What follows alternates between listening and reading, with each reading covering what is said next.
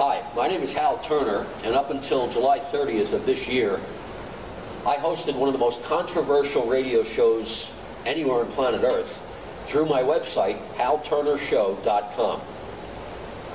At the end of July, I was under so much pressure from the media, special interest groups, and the federal government that I just couldn't sustain the show anymore. They used every tactic possible to get me off the air because I was revealing information that they didn't want the public to know. Earlier this week, I published on my blogspot, which is halturnershow.blogspot.com, a story that the United States government shipped 800 billion Ameros to the China Development Bank in preparation for the collapse of the United States dollar as a currency. A lot of people around the world visited my blog. Many were astonished that this claim was being made, and a lot of people thought it was a hoax. Well, ladies and gentlemen, it wasn't a hoax. I have one of the Ameros from that shipment. This is an Amero. Now, hopefully the camera can zoom in enough so that you can see the face of the coin. And now I'm going to turn it around so that you can see the reverse of the coin, because the reverse is really important. It says Union of North America along the top. It's got an eagle. Here it says 20 Ameros. The number 20 is down here.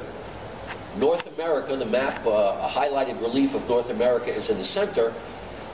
Big A on this side, and what's most important, right down here below the A, I hope you can see it, is the letter D.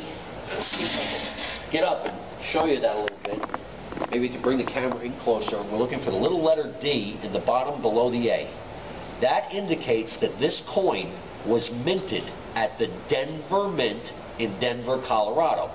And what's even better is, on the front, at the bottom, look at the year. This was minted in 2007. And I'm going to sit back down, and I'm going to bang this coin on the table here so you can hear that it's actually a metal coin. This is one of the Ameros that was destined for the China Development Bank. And the reason this Amero currency has been shipped to China is because China presently holds about $2.5 trillion, with a T, $2.5 trillion in U.S. cash, thanks to our trade imbalance with China. Governments around the world now understand that the U.S. dollar is going to become worthless. It's going to get exhausted as a currency simply because the United States federal government is spending so much money that it has to borrow 80 to 90% of the savings from around the entire planet in order to fund its deficit spending.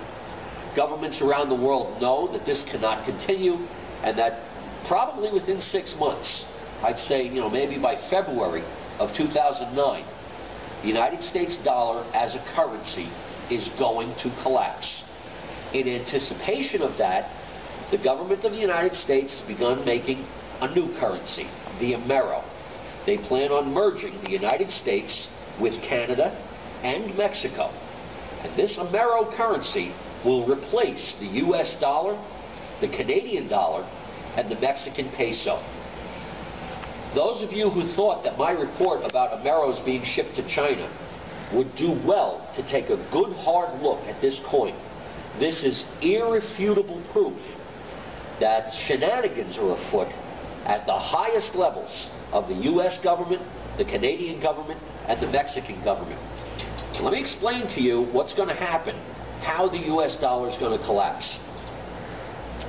At some point, the amount of money that the United States of America owes and the interest charged on that money will be unserviceable.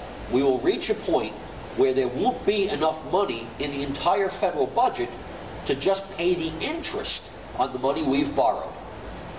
On the day that that happens, the Treasury Secretary of the United States will declare a force majeure, a force greater than they can control. And when that happens, that is going to be a repudiation of the United States debt. Now, most citizens will have no idea what it means when the Treasury declares a force majeure. But all the bankers are going to know, and the stock markets are going to know, and everybody around the world is going to try to dump their U.S. dollars. Within a matter of days, the U.S. dollar is going to be worthless because nobody around the world wants it. And when that happens, the Treasury Secretary will then demonetize the dollar. And what that means is that the dollar will no longer be money. So any of us that have any assets in dollars, savings accounts, checking accounts, IRAs, 401ks, other types of pension plans, stocks, bonds, mutual funds, anything that's denominated in dollars will no longer be money. And a whole bunch of us will be instantly destitute, broke, busted. And the government is hoping that there's enough panic in the general populace so that they can come out and say, look, the only way you can possibly hope to get any of your hard-earned money back is if you accept this Amero as currency. And we'll give you, 2 cents on the dollar for what you used to have.